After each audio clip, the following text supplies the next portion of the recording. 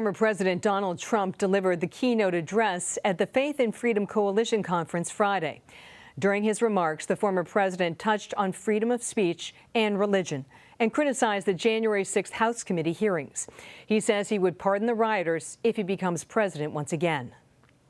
If it were an insurrection that took place at the Capitol, you would have known it very soon. These were strong people. These were great patriots. They were policemen, they were firemen, they were soldiers, they were sailors. For more, I want to bring in Amanda Tyler. She's the executive director of the Baptist Joint Committee for Religious Liberty. Amanda, before we get to the former president's comments, just help our viewers understand this concept of Christian nationalism. What is it? So Christian nationalism is a political ideology and a cultural framework that tries to merge our identities as Americans and Christians. It suggests that to be a true American, one must be a Christian, and really a particular kind of Christian. And in doing so, it betrays the foundational values of religious freedom for all. The idea that our belonging in American society is not at all dependent on how we worship or what we believe or what our religious identity is. Has the former president endorsed Christian nationalism, and was this ideology at all on display during the January 6th attack? It absolutely was on display on January 6th, and it was on display in today's speech as well. I found it tragically predictable that it would be this group that would welcome President Trump to the stage just a day after the incredible revelations we heard at yesterday's hearing. The organization that I lead, Baptist Joint Committee for Religious Liberty, worked with colleagues at the Freedom from Religion Foundation to put out a report earlier this year that is the most thorough accounting to date of the role that Christian nationalism played on January 6th. How it worked to unite disparate actors and to justify in their minds and to even sanctify their indefensible actions and violence in trying to overthrow the government and the lawful results of the election on that fateful day on January 6th.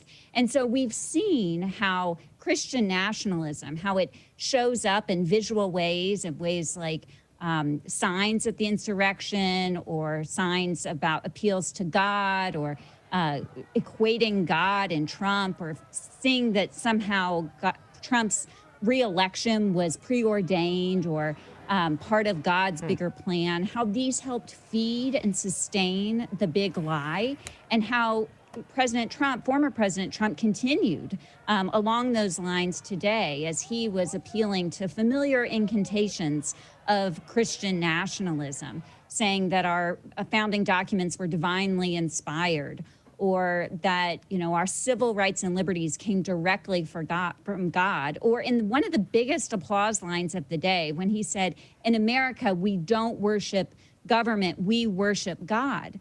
Of course, the problem is that no single religion has ever united Americans. Instead, what unites Americans is our commitment to religious freedom for all.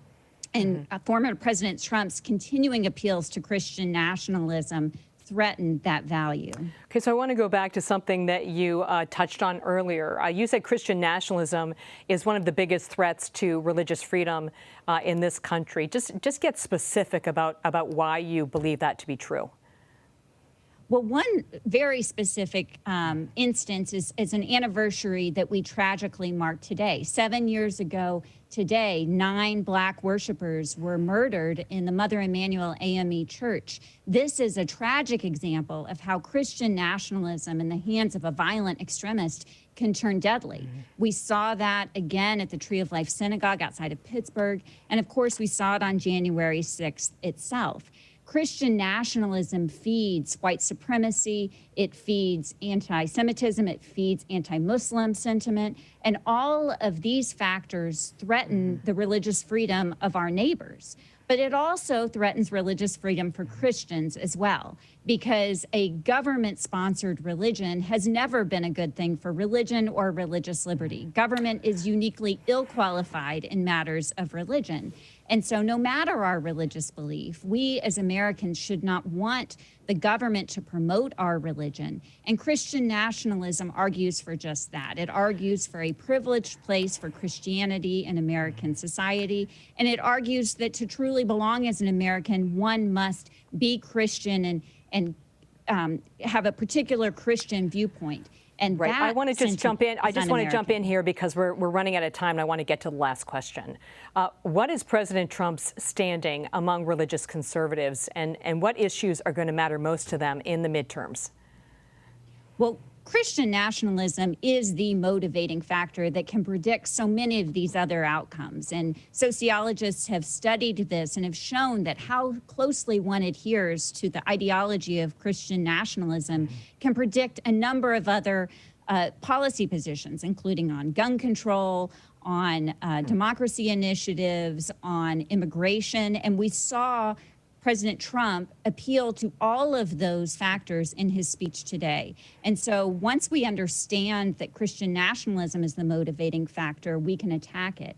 And it's one sign of hope that I'm seeing is that a growing number of ideologically diverse Christians are joining with us at Christians Against Christian Nationalism to try to understand this ideology, to see how it motivates a number of different policy positions, and to work to dismantle it, because it really does threaten not just religious freedom, but American democracy itself. We saw that on January 6th, and we must heed that wake-up call and stay awake to the dangers of Christian nationalism.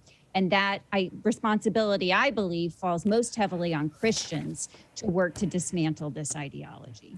Amanda Tyler, thank you. Thank you.